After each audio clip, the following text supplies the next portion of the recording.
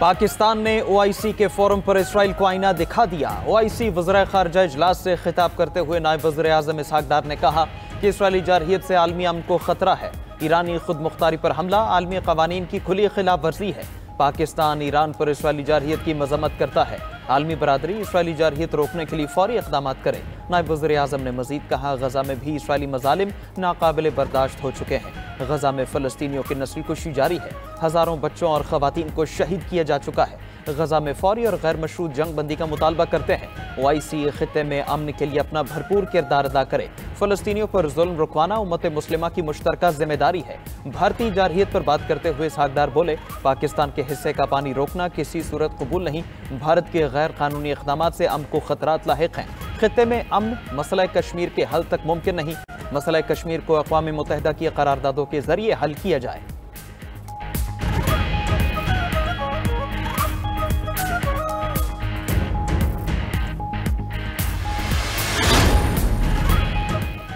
OIC वज़ीर ख़ारजा की Iran पर इसराइली हमलों की शदीद मज़म्मत, जंग बंदी का मुतालबा, मुस्लिम ममालिक का इत्तेहाद नागुज़ीर करार दे दिया। ओआईसी के खुसूसी इजलास में 40 से ज़ायद ममालिक के आला हुकाम शरीक। इस्तांबुल में इजलास से खिताब में तुर्क सदर रजब तय्यिब एर्दोगान ने कहा कि नेतन्याहू हिटलर है जो पूरे खित्ते को तबाही में धकेलना चाहता है। यकीन है फतह ईरान का मुकद्दर होगी। इसराइल ने कत्ल और नस्ल कुशी की पॉलिसी जारी रखी हुई है। सेहूनी रियासत अमन की राह में सबसे बड़ी रुकावट है। इसके हाथ मुसलमानों के खून से रंगे हैं। नेतन्याहू का मकसद ईरान अमरीका मुज़ाकरात सबोताश करना था। इसराइल की अपनी न्यूक्लियर सरगर्मियों का कोई हिसाब नहीं। मगरबी ताकतें भी इसराइल की हिमायती हैं। ईरान को अपने दिफा का पूरा हक हासिल है। तुर्क वज़ीर ख़ारजा हाकान फिदान ने कहा कि इसराइल खित्ते को मुकम्मल तबाही की तरफ लेकर जा रहा है। मुस्लिम ममालिक ईरान की हिमायत में मुत्तहिद हो जाएं।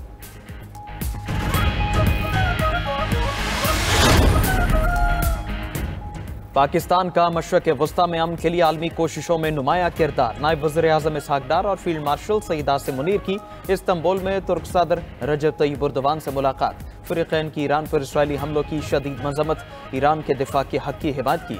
मशरक़ वस्ता में कशीदगी कम करने पर गुफ्तगू। आलमी बरादरी से मशरक़ वस्ता में क़याम अमन के लिए किरदार अदा करने का मुतालबा किया। पाकिस्तान और तुर्किया के ताल्लुकात मज़ीद मजबूत बनाने के आज़म का यादा। मुश्तरका बयान में कहा गया कि गजा में इंसानी इमदाद की फ्राहमी में रुकावटें फौरी ख़त्म की जाएँ। इसहाक डार की एर्दोगान को इस्लामी ताउन तंजीम यूथ फोरम अवार्ड मिलने पर मुबारकबाद। तुर्क सदर को वज़ीर आज़म शहबाज शरीफ का नेक तमन्नाओं का पैगाम पहुँचाया।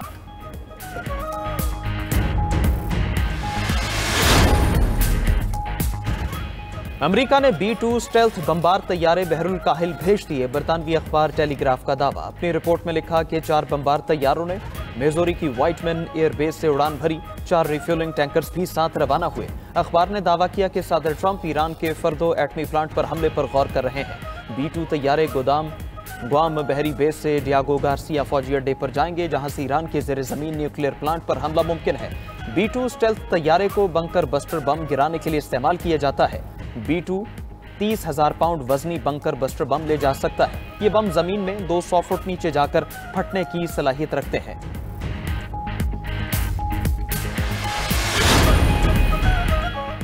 आयतुल्लाह खामेनी ने अपने मुमकिना जानशीन के लिए 3 नाम तजवीज़ कर दिए। अमरीकी अखबार न्यूयॉर्क टाइम्स का दावा। अखबार की रिपोर्ट में दावा किया गया है कि खामेनी ने गैर मामूली इक़दाम इसराइली हमलों में शिद्दत के पेश नज़र किया। ईरानी सुप्रीम लीडर को खदशा है इसराइल या अमरीका उन पर हमला कर सकते हैं। खामेनी के मुमकिना जानशीन में उनके बेटे मुश्तबा खामेनी का नाम शामिल नहीं। अमरीकी अखबार के मुताबिक सुप्रीम लीडर ने फौजी कमान में भी मुतबादिल अफराद की तकर्री की हिदायत दे दी है। ईरानी सुप्रीम लीडर ने इलेक्ट्रॉनिक पैगाम रसानी तर्क कर दी। खामेनी सिर्फ एक काबिल एतमाद मुशीर के जरिए पैगाम देते हैं। आयतुल्लाह अली खामेनी 36 साल से ज़्यादा अरसे से सुप्रीम लीडर हैं।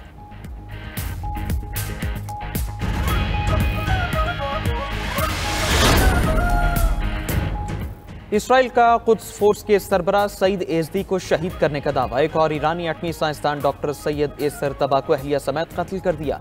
इसराइल का इस्फहान में एक बार फिर न्यूक्लियर साइट पर हमला। तेहरान, कुम व शहर इस्फहान समेत कई ईरानी शहरों पर बमबारी। शिराज में ईरानी फौजी तनसीब को निशाना बनाया। इसराइली फजाइया की बमबारी से मुतादिद इमारतों में आग लग गई। खुर्रमाबाद में पासदारान इनकलाब के 5 एहलकार शहीद।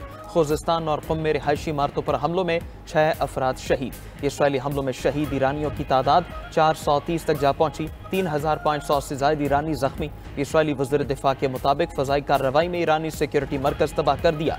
ईरानी फोर्सेज ने इस्फहान में इसराइली ड्रोन मार गिराया। वीडियो भी जारी कर दी। क़ुम में इसराइल के लिए जासूसी के इल्जाम में गिरफ्तार अफराद की तादाद 22 हो गई। उधर अमेरिका से जंगी साजो सामान लेकर 14 तैयारे इसराइल पहुंच गए।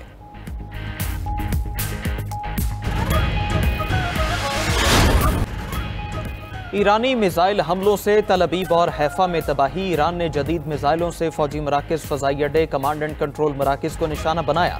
इसराइली मीडिया के मुताबिक दारुल हुकूमत तल अबीब में जोरदार धमाके सुने गए। वस्ती इसराइल में मिसाइल गिरने से इमारत में आग लग गई।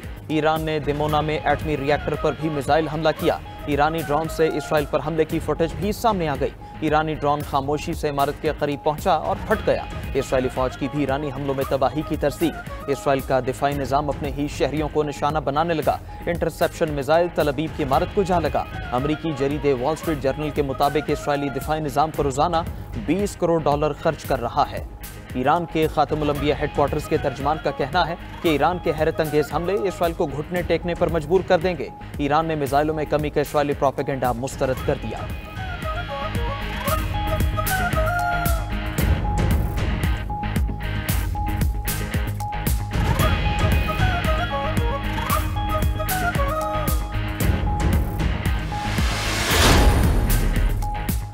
ईरान से बात करेंगे, देखते हैं क्या नतीजा निकलता है। अमेरिकी सदर डोनाल्ड ट्रंप की मीडिया से गुफ्तगू। कहा, मुज़ाकरात से पहले सीज़ फायर चाहता हूं। ईरान पर हमला करने का फैसला 2 हफ्ते में करूंगा। अमेरिकी असासों पर हमला हुआ तो हमला करने वालों को दुख होगा। ईरान में ज़मीनी अफवाज उतारना आखिरी हल होगा। इसराइल के पास इतनी सलाहियत नहीं कि वो ईरान की जौहरी सलाहियत ख़त्म कर सके। ट्रंप मजीद बोले, ईरान की एटमी सलाहियत से मुतालिक तुलसी ने गलत कहा। कुछ लोगों को मुंह नहीं खोलना चाहिए। हकीकत में ईरान कुछ हफ्तों या महीनों में जौहरी हथियार बना सकता था। ईरान अमेरिका से बात करना चाहता है, यूरोप से नहीं। जंगबंदी कराना यूरोप की सलाहियत नहीं।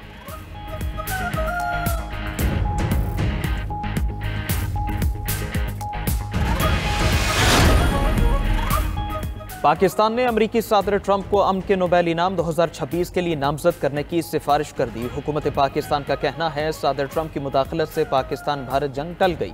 आलमी बरादरी ने भारत की बिलाइश्तियाल और गैर कानूनी जारहियत को देखा। सदर ट्रंप की हिकमत अमली से तेजी से बिगड़ती सूरत हाल पर काबू पाया जा सका।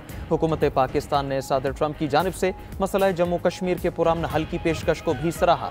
कहा, कश्मीर का तनाज़ा जनूबी एशिया में अदम इस्तेहकाम की जड़ है। हल अक़वाम मुत्तहिदा की करारदादों के मुताबिक होना जरूरी है। सदर ट्रंप ने मीडिया से गुफ्तगू में कहा कि पाक भारत जंग बंदी पर उन्हें नोबेल प्राइज मिलना चाहिए, मगर नोबेल प्राइज सिर्फ लिबरल्स को मिलता है। ये लोग मुझे नहीं देंगे।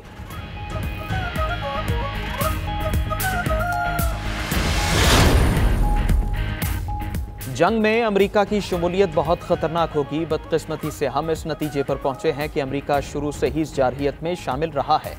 ईरानी वज़ीर ख़ारजा अब्बास इराक़ची की इस्तांबुल में गुफ्तगू। बोले, इसराइली हमलों में अमरीकी शमूलियत के लिए कई शवाहिद मौजूद हैं। सिफारतकारी की तरफ वापस आने के लिए जारहियत को रोकना होगा।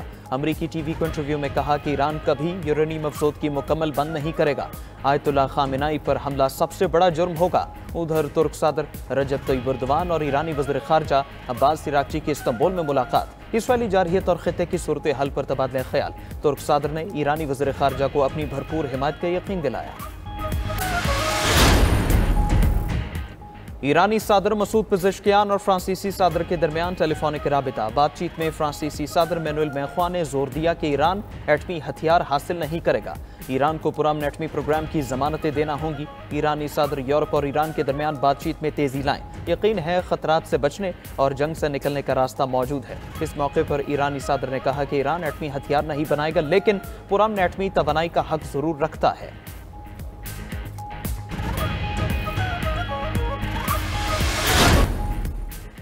तीसरी आलमी जंग शुरू हो चुकी है। ट्रंप के साबिक मुशीर स्टीव बैनन का दावा। कहा, तीसरी आलमी जंग से मुतल्लिक मोतबर ज़राए से मालूमात मिली। दुनिया एक और नए और ख़तरनाक दौर में दाखिल हो चुकी है। ये खेल अब पूरी शिद्दत से जारी है। हम एक ऐसे वीकेंड में दाखिल हो चुके हैं जो तारीख बदलने वाला है। अगर कोई समझता है आलमी जंग शुरू नहीं हुई तो वो आलमी मामलात नहीं समझता।